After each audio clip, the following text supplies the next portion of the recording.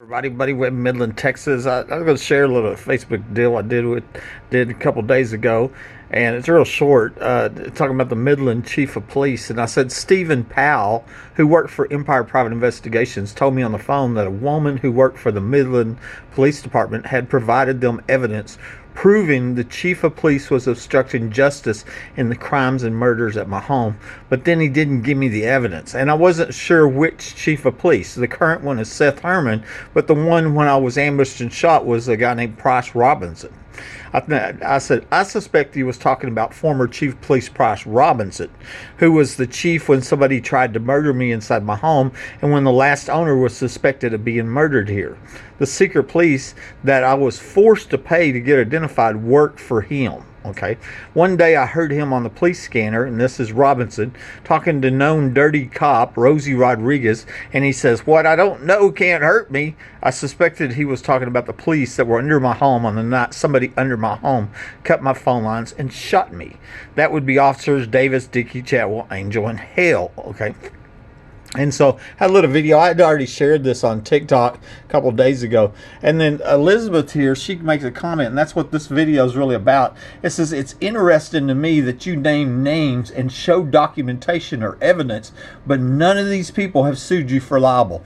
I think if they did, it would all come out in court. That would be so inconvenient for them." And she's talking about, like, I just said, officers Davis, Dickie, Chatwell, Angel, and Hale were under my home on the night of a premeditated capital murder attempt, and the police report shows that doesn't show that. So they falsified the police reports. So it wasn't asking the question. I made that as a statement because that's what the evidence shows.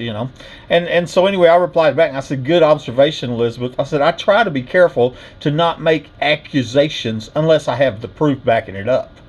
A perfect example is the 5 police officers, Davis, Dickie, Chatwell, Angel, and Hale, that were under my home on the night of the premeditated capital attempted murder attempt on my life. I've called those names out hundreds of times, and not a single time has one of them spoken up and said, 'Oh, that's not true.'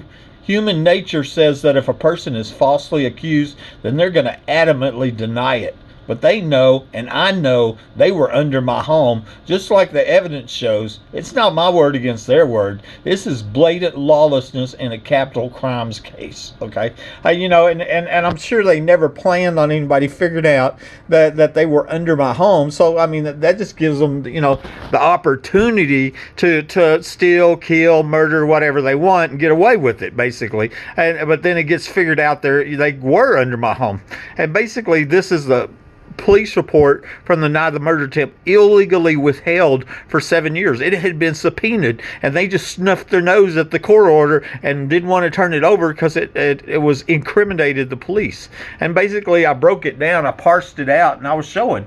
Here's Officer Matt Davis is on scene at my house at 11:03, but he's not seen arriving on the security cameras. Well, how did he get here if he wasn't seen arriving? Because we saw Woodward and Naylor arriving at 11:01, 2 minutes before that. We know the cameras worked. Okay, Tony Dickie's inside my home at 11:05, inside my home, but not seen arriving on the security cameras. Once again, how did was he the invisible man? Is that how he got inside my home without being seen on the cameras? Or did he come in from the tunnel and the trap door the ex-wife told me about? Of course he come in from the tunnel. They were under my home.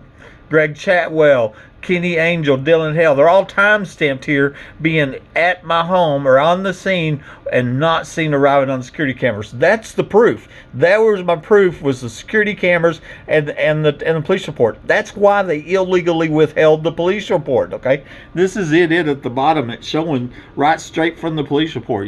And Dickie here, no one in the house, lots of booby traps. There's not a single booby trap in evidence. It was just a blatant lie by this dirty cop, and he's a lieutenant that was under my home in a premeditated capital attempted murder on the night of a premeditated. And so she's asking, how come they hadn't sued you for libel? You're saying they were involved. Oh, they were. That's what I'm saying. That's what the evidence shows. I mean, it's not my word against their word. These are the facts. And if they done it to me, I bet they've done it hundreds of times. I got a feeling they know something about the death of the last guy that lived here, and probably other homeowners that are now dead that called them and reported crime. Buddy Webb, Midland, Texas.